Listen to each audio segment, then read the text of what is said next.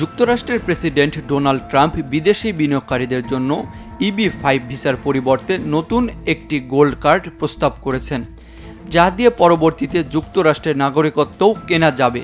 এই গোল্ড কার্ডের মূল্য $50 লাখ ধরা হবে এবং এটি গ্রিন কার্ডের সমস্ত সুবিধা প্রদান করবে, এমনই তথ্য উঠে এসেছে বার্তা সংস্থা রয়টার্সের প্রতিবেদনে। 25 ফেব্রুয়ারি সাংবাদিকদের সাথে কথা বলার সময় ট্রাম্প বলেন, পৃথিবীর ধনী ব্যক্তিরা এই কার্ড কিনে আমেরিকায় আসতে পারবেন। আগামী 2 সপ্তাহের মধ্যে এই নতুন প্রকল্পের বিস্তারিত জানানো হবে। তিনি আরও উল্লেখ করেন যে এই গোল্ড কার্ড নাগরিকত্ব পাওয়ার পথও খুলে দিবে। সাংবাদিকদের এক প্রশ্নের জবাবে ট্রাম্প জানান, রাশিয়ার ধনকুবেরাও এই গোল্ড কার্ড কিনতে পারবেন। তিনি বলেন, আমি কয়েকজন রুশ অলিগার্ককে চিনি যারা খুবই ভালো মানুষ।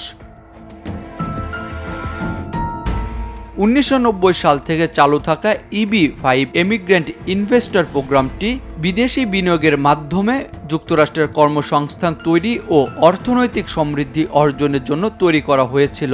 তবে ট্রাম্প প্রশাসনের বাণিজ্য মন্ত্রী হাওয়ার্ড লুটকিন গতকাল বলেন, EB-5 প্রোগ্রাম অর্থহীন, কাল্পনিক ও প্রতারণায় পরিপূর্ণ।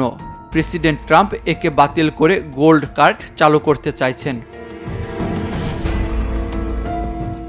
বিশ্লেষকদের মতে, ট্রাম্পের এই নতুন প্রস্তাব বাস্তবায়িত হলে বিদেশি বিনিয়োগকারীদের জন্য মার্কিন অভিবাসন নীতিতে উল্লেখযোগ্য পরিবর্তন আসতে পারে। এই গোল্ড কার্ড প্রোগ্রামটি যদি চালু হয়, তাহলে যুক্তরাষ্ট্রের অর্থনীতিতে বড় ধরনের প্রভাব ফেলতে পারে বলে ধারণা করা হচ্ছে।